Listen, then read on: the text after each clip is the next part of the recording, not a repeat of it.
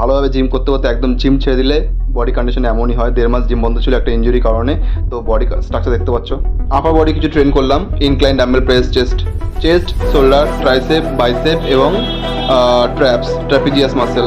এই 5টা muscle train করে আমি আমার অফার শেষ করব এবং লাস্টে ভিডিও শেষে একদম আমার কন্ডিশন দেখবে।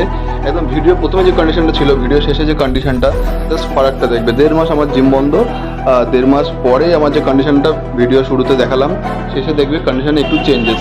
তো যে কোনো জিনিস, আর আমার একটা ফ্যাট বাড়েনি সেই লেভেলে, কারণ হচ্ছে মাইন্ড আমার যথেষ্ট স্ট্রং ছিল এবং পজিটিভ ছিল। রেগুলার কম বেশি হাঁটাহাঁটি করছিলাম, ওই জন্য ঠিকঠাক ছিল, শরীরে ফ্যাট স্টোর হয়নি। তো এইটা হচ্ছে একদম ব্যায়ামের পরের কন্ডিশন। শুরুতে দেখেছো এবং শেষে কন্ডিশনে দেখো, অনেকটা ফারাক আছে। এটাই বলে রেগুলার ব্যায়াম করো, ফিট থাকো, নিজেকে স্ট্রং রাখো। Thank you, tata.